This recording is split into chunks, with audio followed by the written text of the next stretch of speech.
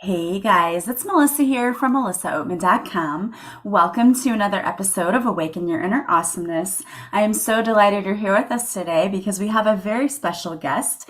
Today we have with us Miss Kim Curtis. She is a financial expert. She does personal finance.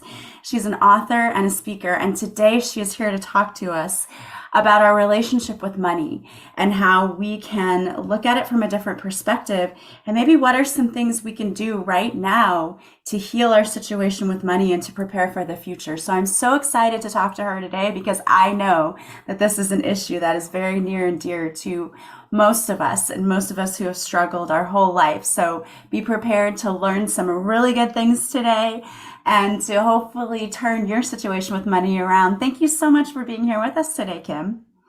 Thanks, Melissa. Look forward to having a juicy discussion on money. Yes, me too. This is something that I always think you can always learn more and always be better than, where you were before. So I can't wait to have this conversation. And I know a lot of women especially struggle with this.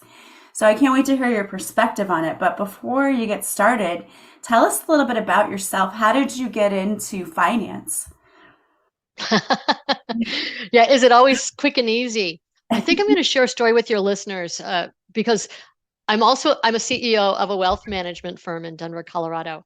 But when I was in my parents got divorced when I was a teenager, and my mom got full custody of three teenage girls, Wow. and she had no employable skills. So she applied for and received government assisted lunches. And so I had this little red ticket, almost like a lottery ticket, not a lottery ticket, like a raffle ticket. Yes. Yeah. You know what I'm talking I about. know what you're We talking obviously, about. Yeah, we had that too yes. growing up. Sure. And I would have to give that to the cashier every day. And that ticket represented shame, not enough. Other people had money, not me. But my mom said to her three daughters, make sure you get your education because no one can ever take it away from you.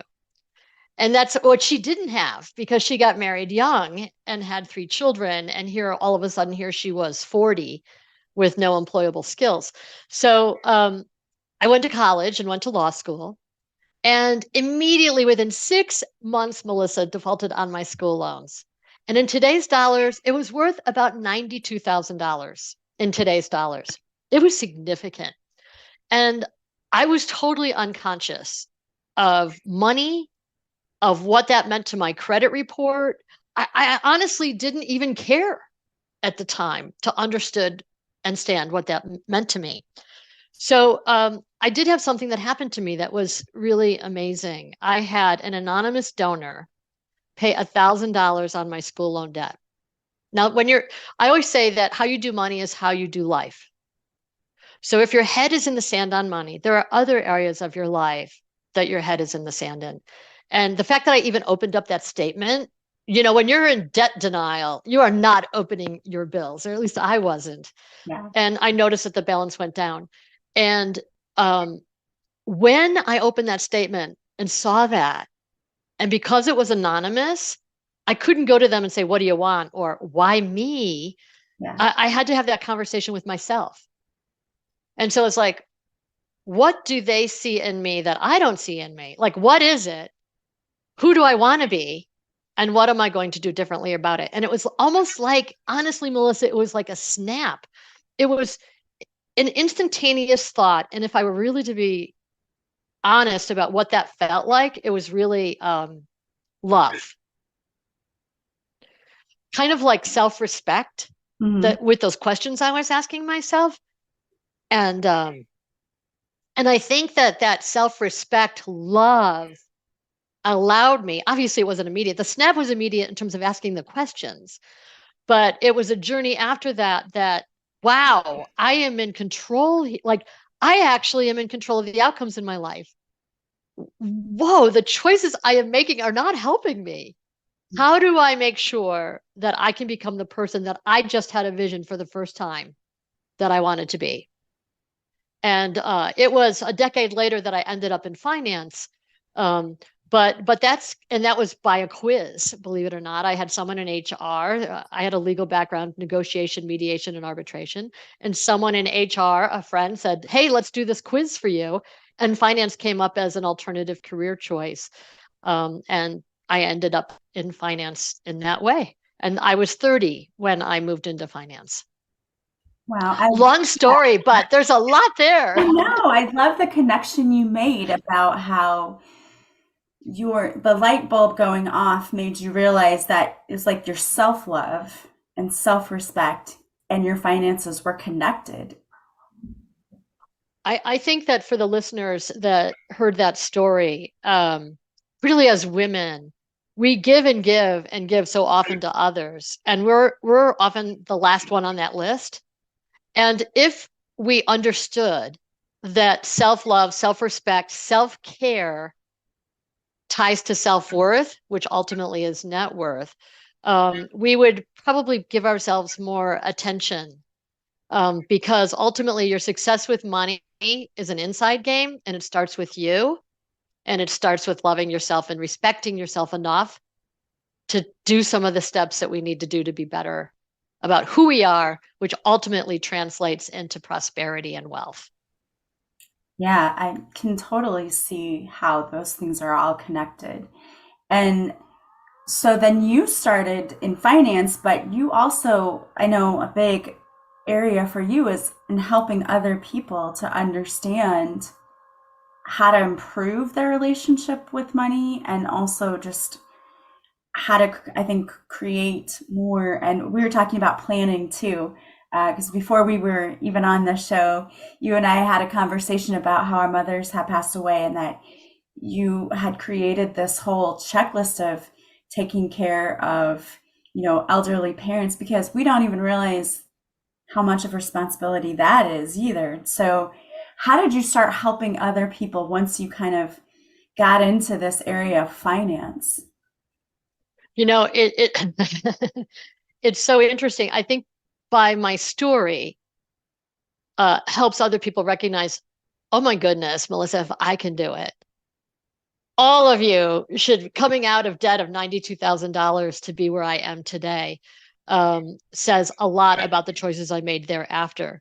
I think that understanding money success is really not about money at all.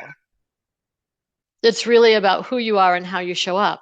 So if you have aliveness and joy and abundance, and fulfillment, that actually is a sign of prosperity. So I have a 22-year-old son that's graduating from college within a few weeks, and he wants, like many young men and women, want to be millionaires. Yeah. And the job he wants to pick is tied to that. And it's hard to explain that your success ultimately is not where the money is, it's where your love for life is and where you follow places that give you joy. And when you lean in that direction versus showing up at a job that's you're slogging at every day, that wears you out at the end of the day, versus pivoting a little bit to do something that's more in alignment with who you are, your beautiful Melissa self, which you are with podcasting and other things, then all of a sudden everything else comes to you because you're more you already get this. You're already magnetically attractive, so that your frequencies are higher, so you're more likely to find money and prosperity and wealth and abundance and joy, and ultimately starting with love. And that makes sense. But what would you say to maybe some women out there? Maybe we have some who are listening who, like your mother, perhaps, have found themselves in a point in life where maybe they are stuck in that dead end job, they hate it, or they have accumulated a lot of debt and they don't know what to do, how to get out of it. What are some just first steps that you could give to those people to help them really kind of shift and get back on the right path when it comes to finance? It's always an inside job, not an outside job, but it seems like an outside job because you have the burden of debt. So the very first thing in this inside job is really unpacking the stories that you tell yourself. The story that I was telling myself was that I'm unworthy, that I'll never have money that's for other people, that shoot. I mean, the list goes on. We all like probably know what some of those statements are, as it relates to, or I'm alone. as it relates to money. So if you can begin to unpack those stories, and often it's how your parents were with money. Mhm. Do you come from abundance or scarcity? What are the stories that you tell yourself of how your parents spent money? Did they spend money on you? Did they have fun spending money, or was it a slog? And if it was a slog, is that how you're showing up with money? And if you are, how old is that story and what new story do you want to tell yourself? So that'd be the first thing, is really unpacking those limiting beliefs that we have around money that prevent us from opening up to the bigger picture. And then so that's the first. And the second is, you know, money is a conversation that most women are not that interested in. It was created by men a long time ago for global exchange. And even the conversation around like GDP, gross domestic product, inflation, Federal Reserve, all of that is like, ugh. But when we talk about family and children and our parents' care and all of those things that ignite us and have us all of a sudden we lean in, we start to care about it. And so, generally speaking, from where I sit, men tend to be the one involved in the investment piece, like they get more excited about it, where women tend to be more invested in the financial planning piece, the goal setting of the things and the people in their lives that matter. And you need both in harmony. You need investments and planning tied together to have a track to run on. So if you're not involved, if you're married and you're not involved in that conversation, then you need to have a seat at the table. So, and that could be just talking about, like, you may be involved in the cash flow in the house, the budgeting, but you're not involved in any additional savings or investing. That's a conversation that you should have together. And if you're alone, do you even know what your monthly spend is in the household? When my head was in the sand, I wasn't paying attention to what I was spending. I had no idea what my monthly spend was. But once you know that number, you can't lie to yourself anymore. Yeah. I love how you tell women to take charge and, be a part of the decision making. Two things I have to say. Um, my sister, she's married and they had gotten into some financial trouble before, but she had no idea. She had no idea how bad it was because she didn't pay any of the bills. She just let her husband deal with all of that. And then all of a sudden, here are these credit card bills. It's like, oh my gosh, you ran up the credit cards this much. And I had something similar happen to me when I was in my 20s and I was married and it was a very toxic relationship. My ex ran up my credit card to $8,000. And I ended up having to pay that off. But I also had no idea what was happening because I just gave him that to use and was like, okay, so you have to Mhm. know, can't, like you said, just stick your head in the sand and say, I don't know what bills we have or what I'm spending every month. And I think that's where a lot of people struggle because they don't want to look at it because then comes the fear and the shame and the guilt and all of those other emotions when we actually have to face what our financial situation really is. And I had to laugh when you were talking about GDP, and I teach economics also. So me trying to get high school students to care about GDP and inflation and all of these things, it's the same. They don't really understand why that's important to them right now. But I tell them, you need to know these things. You need to understand what's happening and what's going on. So I love that you make people aware that you need to be a part of your family's financial decisions. Because I think so many women just don't. They just prefer not to. So they just don't look at it.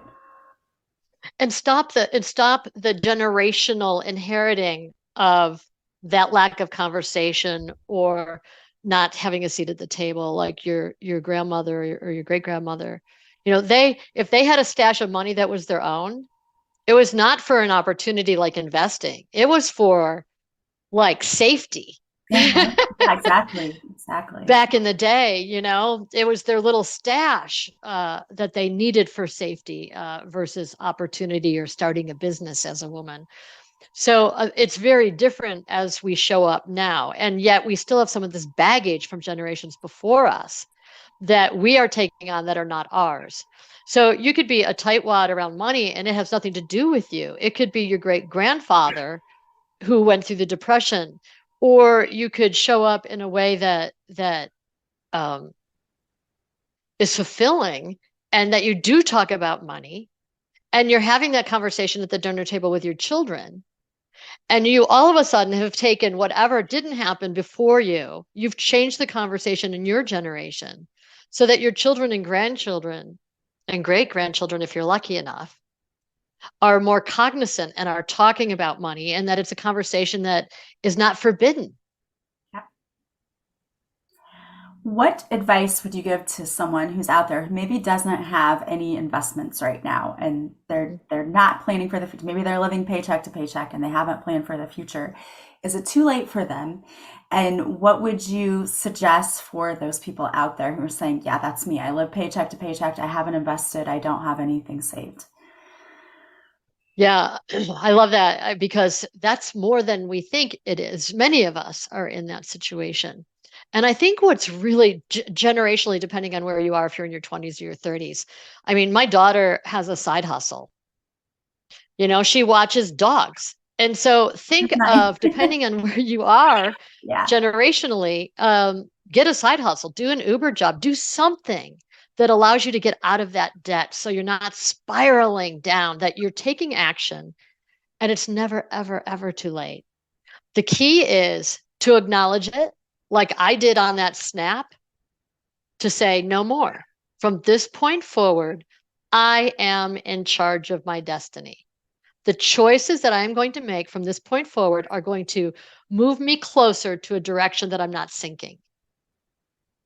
And so it is, what's the debt that you have? Put all those credit cards out on the table, write down the balance. What's the interest rate for each one of those? And what's the minimum payment for each one of those?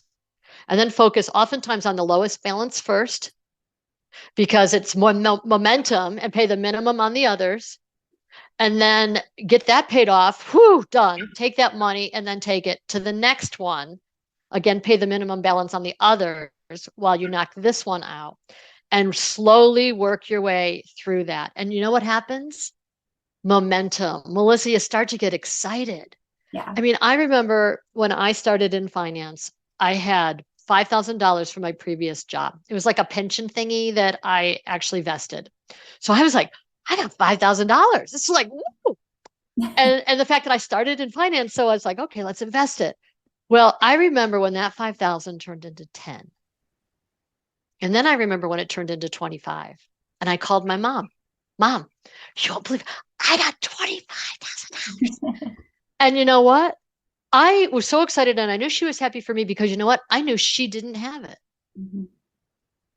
And that excitement and that momentum, even if you're saving with your credit union or somewhere, $5 a month, $10 a month, $25 a month, start the systematic savings now, and every pay increase that amount while you're paying down debt. So maybe it's $10 a month that you're putting in this savings account.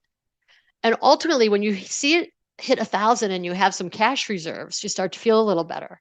Yeah. And you have a little more step, a little jump in your step, like a bounce. And when it hits, like in my situation, 50 and 100, when that hits 100,000, like you are just like, wow.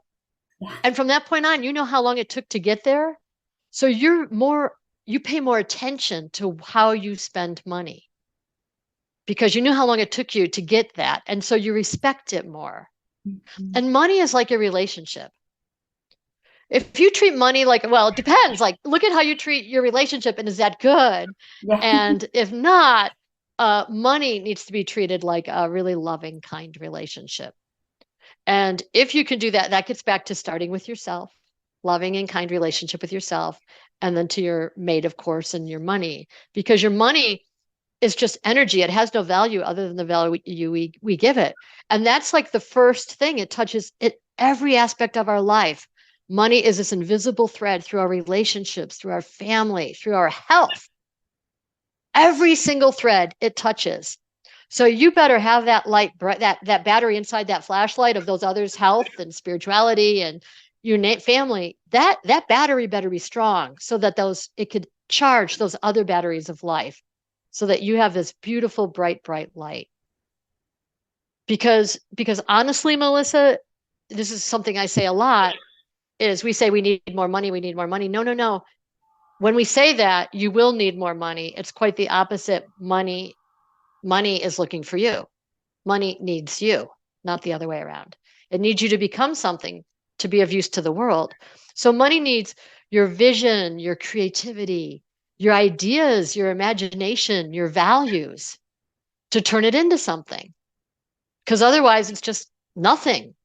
Yeah. In my world, it's a piece of paper. In my son's world, it's digital. Yeah. But to turn it into something that matters. And when we do that, it ignites all those other frequencies of joy and love and prosperity and abundance and aliveness and fulfillment. I get chills when you're talking about that. I love it. It's so true though, Yeah, like money, if you think about it in a way that it serves your highest purpose, because you can use it to then create more things in your life that are beautiful and joy filled and all of those things. exactly. Versus what we may have been grown up with is that it's dirty, that we don't talk about it, that it's, all of these other messages. And if you did get those messages, that's where you start to unpack. That's not the story I'm going to tell myself because I'm doing a disservice to my children if I have them and to myself. So, what am I going to do different? I grew up in the Buffalo area, which is near Niagara Falls, the beautiful, vast Niagara Falls. It straddles the Canadian border in New York State. The Niagara Falls gives power to a lot of New York State, electricity, but it has no power other than the power plants that line its banks. That's what gives Niagara Falls its power, are the plants that line its banks. That's similar to money, but it's our ideas that give money its power to do something in alignment with your values for your family and for the greater good. So if you understand that, then all of a sudden it's like, wow, that's so interesting. Like all this baggage I have around this is all like my own. Yeah. Now that's not quite true because women didn't, you know, 200 years ago and even 100 years ago, women just got the right to vote. So women actually were not necessarily touching money or responsible for money or transferring money. So we're just kind of relatively new at this as it relates to our power that we're taking on as we show up around this conversation of taking ownership around it. It's relatively new for us. So we have to give ourselves a little break. Yeah, that's so true. And as you said before, I think a lot of people probably grew up in homes where their moms didn't really have a lot to do with other than, here's money to go grocery shopping or whatever. They didn't make a lot of the financial That's decisions. And right. that really does make a big impact on when you see that growing up. Right. Economic power. My mom was a stay-at-home mom, which is why she ended up in the situation she did when they got divorced, with no skills whatsoever, nor an education, in any way. So when we think about how we show up, what's another thing, Melissa, to remember is besides that money is looking for you, there are actually two laws of money. The human made law, which is what I do every day in the nature of my work as a CEO of a wealth management firm, certified financial planner. And the other is natural laws.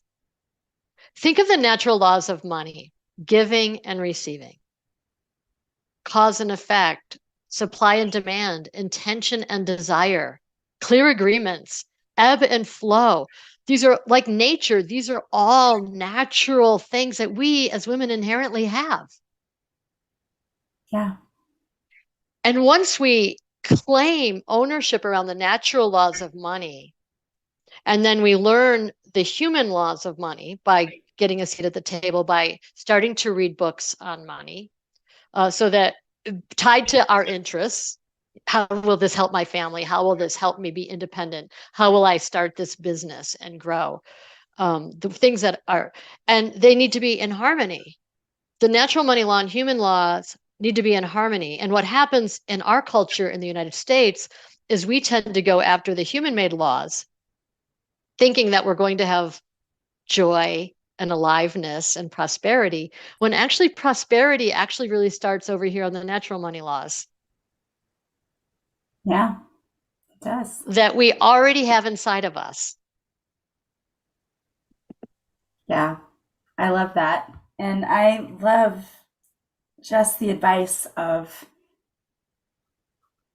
giving someone a new way to look at money. And yeah, I think we just place so many negative emotions and thoughts surrounding it. And it's really about changing all of that. Yep. Having a relationship with your money, Yes, exactly. starting with yourself first. And I love that because I heard someone say one time, if you are, rude to your partner or you think negatively to your partner's going to want to leave. Same thing with money. If we're constantly having these negative opinions about money or thinking about it in that way, you're going to have a hard time attracting more of it because of the mindset that you have. Exactly. Well, I love it. I love this conversation. This has been so interesting. And I am all about empowering people and especially women to, build their own wealth and be responsible for their own success because I think so many people think that it eludes them when really it doesn't have to. It doesn't need to. That's right. It can't wait to find you. That's right. Money's always looking for you. So That's right. So you just have to be magnetic enough and bright enough. Your light has to be bright enough for money to find you. I That's love good. that. I love it. Well, I want to thank you so much for sharing all of your wealth of knowledge with us today. And I know that you're doing a lot of really awesome things. So if there is a place where people can find you, or if they want to follow you, or maybe listen to you on some other awesome podcasts, what's the best way for them to do that? Yes. Kim Curtis YouTube. So I have a YouTube channel, and there are a lot of videos on money. Is now a good time to buy a car? Uh, Things that you need to think about when purchasing a home, or the biggest money mistakes people make. There are a lot of videos there. It's definitely worth going to Kim Curtis YouTube and subscribing. And also, we have an Instagram page called Happiness Doesn't Retire, and also Kim Curtis Prosperity. I love that. And we will have all of the links too in the show notes. So if anyone wants to go there, all you have to do is click on the link and it will take you straight there. Well, thank you so much for this wonderful conversation. I've enjoyed it so much. And I hope that everyone out there listening takes your advice to heart and really goes and checks out your page because it's never too late, like you said, to turn your finances around. And I know I have been in that situation in my life where I had to pull it together and really look at my finances and say, okay, this is not where you want to be. How can you turn this around? And I love that there are people like you out there helping other people to do this and to make it easier because it's scary for a lot of people, but you're putting this into terms that makes it a little less scary for people and a little more relatable and they can understand more so it doesn't seem like such an elusive thing to them. And I really, really love that you're doing that and appreciate that you're doing that for people. So thank you so much. Thank you. Melissa, we did talk about some free gifts for the listeners. Yeah, absolutely. What do you have At for us today? Yeah, the 10 laws of money every investor should know, and that's at financialliteracypress.com. And then you and I also, after losing our parents last year, have an aging parent checklist. It's a guide, and it's over 26 pages of things to be thinking about if you're starting to take care of an aging parent or need to be aware of as they go through transitioning. So free at financialliteracypress.com for your I listeners. love that. I'll have that link in the show notes too. And I love that because those are things you don't think about at all. And I know when we were going through everything with my mom, it wasn't until she kept trying to tell us, this is here, but it wasn't until the end we're like, oh my gosh, we don't have anything that we need. And so it would have been wonderful to have a checklist like that. So thank you so much for not only putting that together, but for sharing it with my audience. And I highly encourage them to go and check that out and check out your YouTube channel and all of the amazing things that you're doing. Thank you again so much for being here with us today. Thanks, Melissa. I want to thank all of you for being here with us today as well. If you want to see this interview, you can go to my Patreon page. And if you subscribe for just $10 a month, you will get the video interview. Plus, we do live card readings every Monday, and you can sign up for free, a free trial, and see if it is something that you would benefit from, and you can join us for a free card reading. That is also in the show notes if you want to go to set up your free trial. As always, I hope you guys have a beautiful day from wherever you're listening. I am sending you so much love and light, and I will talk to you soon. Bye, guys.